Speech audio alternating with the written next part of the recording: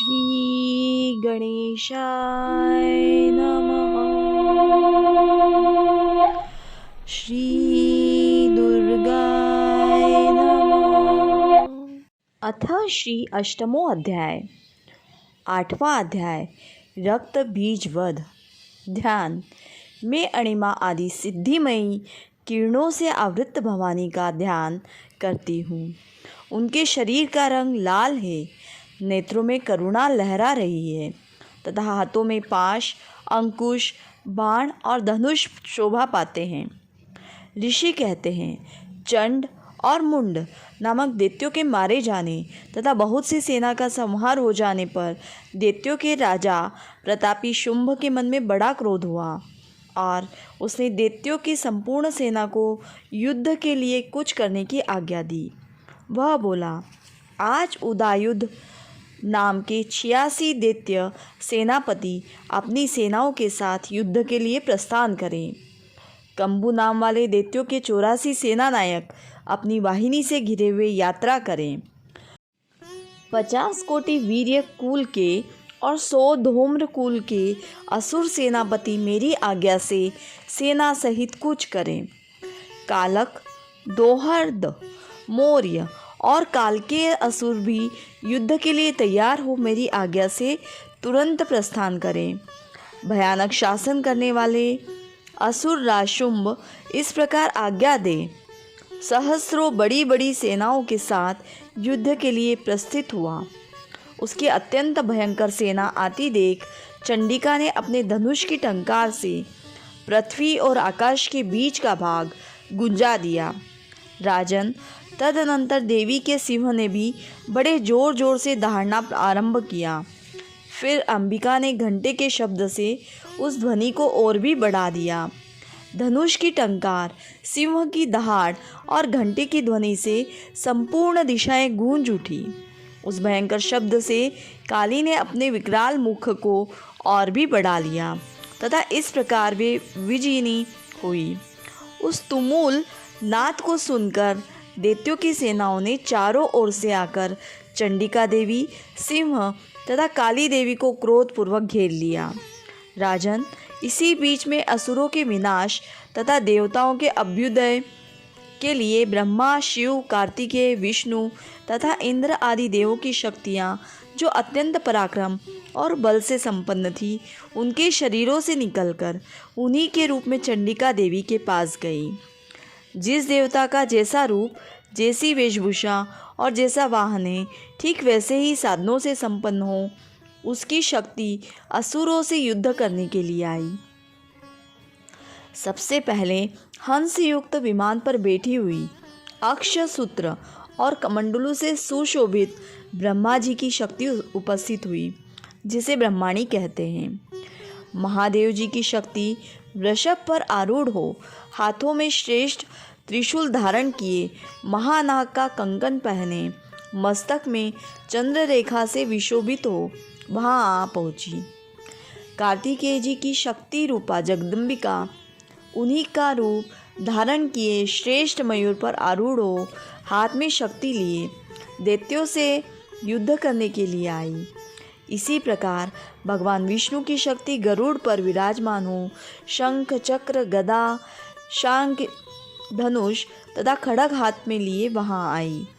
अनुपम यज्ञ वाराह का रूप धारण करने वाले श्री हरि की जो शक्ति है, वह भी वाराह शरीर धारण करके वहां उपस्थित हुई। नारसिंही शक्ति भी नरसिंह के समान शरीर धारण करके वहां आई। उसकी गर्दन के बालों के झटके से आकाश के तारे बिखरे पड़ते थे। इसी प्रकार इंद्र की शक्ति वज्र हाथ में लिए गजराज ऐरावत पर बैठकर आई। उसके भी सहस्र नेत्र थे। इंद्र का जैसा रूप है, वैसा ही उसका भी था। तदनंतर उन देव शक्तियों से घिरे हुए महादेव जी ने चंडिका से कहा, मेरी प्रसन्नता के लिए तुम शीघ्र ही इन असुरों का संहार करो। तब देवी के शरीर से अत्यंत भयानक और परम उग्र चंडिका शक्ति प्रकट हुई, जो सैकड़ों गीदड़ियों की भांति आवाज़ करने वाली थी।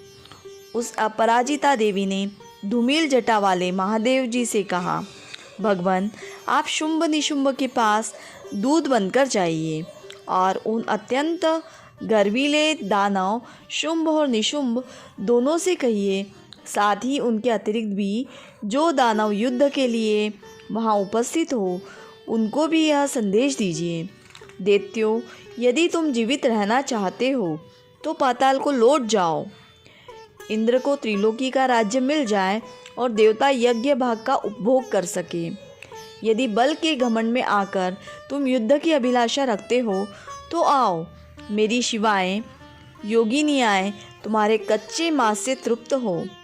चूँकि उस देवी ने भगवान शिव को दूत के कार्य में नियुक्त किया था, इसलिए वह शिवदूती के नाम से संसार में विख्यात हुई। वह महादैत्य भी भगवान शिव के मुँह से देवी के वचन सुनकर क्रोध में भर गए और जहाँ कात्यायनी विराजमान थी उस ओर बढ़े। तदनंतर वे दैत्य अमर्ष से भरकर पहले ही देवी के ऊपर बाण, शक्ति, दृष्टि आदि शस्त्रों की वृष्टि करने लगे।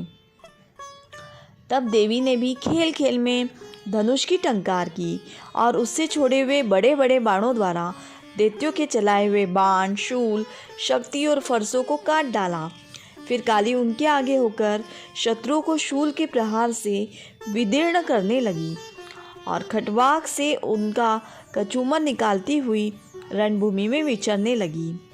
ब्रह्माणी भी जिस जिस और दौड़ती उसी उसी और अपने कमंडलू का जड़ छिड़ककर शत्रु के औज पर और पराक्रम को नष्ट कर देती थी। माहेश्वरी ने त्रिशूल से तथा वैष्णवी ने चक्र से और अत्यंत क्रोध में भरी हुई कुमार कार्तिकेय की शक्ति ने शक्ति से दैत्यों का संहार आरंभ किया। इंद्र शक्ति के वज्र प्रहार से विदीर्ण हो सैकड़ों दैत्य दानव रक्त की धारा बहाते हुए पृथ्वी पर सो गए। वाराही शक्ति ने कितनों को अपनी थुथुन की मार से नष्ट किया। दाढ़ों के अग्रभाग से कितनों की छाती छेद डाली तथा कितने ही दैत्य उसके चक्र की ओर चोट से विदीर्ण होकर गिर पड़े। नारसिंही भी दूसरे दूसरे महादैत्यों को अपने नखों से विदीर्ण करके खाती और सिंहनाद से दिशाओं एवं आकाश को गुंजाती हुई युद्ध क्षेत्र में विचरने लगी। कितने ही असुर शिवदूती के प्रचंड अट्टहास से भयभीत हो पृथ्वी पर गिर पड़े और गिरने पर उन्हें शिवदूती ने उस समय अपना ग्रास बना लिया। इस प्रकार क्रोध में भरे हुए मातृगणों को नाना प्रकार के उपायों से बड़े बड़े असुरों का मर्दन करते देख दैत्य सैनिक भाग खड़े हुए। मातृगणों से पीड़ित दैत्यों को युद्ध से भागते देख रक्तबीज नामक महादैत्य क्रोध में भरकर युद्ध करने के लिए आया। उसके शरीर में जब रक्त की बूंद पृथ्वी पर गिरती तब उसी के समान शक्तिशाली एक दूसरा महादैत्य पृथ्वी पर पैदा हो जाता। महासुर रक्तबीज हाथ में गदा लेकर इंद्र शक्ति के साथ युद्ध करने लगा। तब ऐन्द्री ने अपने वज्र से रक्तबीज को मारा। वज्र से घायल होने पर उसके शरीर से बहुत सा रक्त चूने लगा और उससे उसी के समान रूप तथा पराक्रम वाले योद्धा उत्पन्न होने लगे। उसके शरीर से रक्त की जितनी बूंदें गिरी उतने ही पुरुष उत्पन्न हो गए। वे सब रक्त बीज के समान ही वीर्यवान, बलवान तथा पराक्रमी थे। वे रक्त से उत्पन्न होने वाले पुरुष भी अत्यंत भयंकर अस्त्र शस्त्रों का प्रहार करते हुए वहाँ मातृगणों के साथ घोर युद्ध करने लगे। पुनः वज्र के प्रहार से जब उसका मस्तक घायल हुआ तब रक्त बहने लगा और उससे हजारों पुरुष उत्पन्न हो गए। वैष्णवी ने युद्ध में रक्त बीज पर चक्र का प्रहार किया तथा ऐन्द्री ने उस दैत्य सेनापति को गदा से चोट पहुंचाई। वैष्णवी के चक्र से घायल होने पर उसके शरीर से जो रक्त बहा और उससे जो उसी के बराबर आकार वाले सहस्रों महादैत्य प्रकट हुए, उनके द्वारा संपूर्ण जगत व्याप्त हो गया। कुमारी ने शक्ति से, वाराही ने खड़ग से और माहेश्वरी ने त्रिशूल से महादैत्य रक्त बीज को घायल किया। क्रोध में भरे हुए उस महादैत्य रक्त बीज ने भी गदा से सभी मात्र शक्तियों पर पृथक पृथक प्रहार किया। शक्ति और शूल आदि से अनेक बार घायल होने पर जो उसके शरीर से रक्त की धारा पृथ्वी पर गिरी, उससे भी निश्चय ही सैकड़ों असुर उत्पन्न हुए। इस प्रकार उस महादैत्य के रक्त से प्रकट हुए असुरों द्वारा संपूर्ण जगत व्याप्त हो गया। इससे उन देवताओं को बड़ा भय हुआ। देवताओं को उदास देख चंडिका ने काली से शीघ्रतापूर्वक कहा, चामुंडे, तुम अपना मुख और भी फैलाओ तथा मेरे शस्त्र पात से गिरने वाले रक्त बिंदुओं और उनसे उत्पन्न होने वाले महादैत्यों को तुम अपने इस उतावले मुख से खा जाओ। इस प्रकार रक्त से उत्पन्न होने वाले महादैत्यों का भक्षण करती हुई तुम रण में विचरती रहो।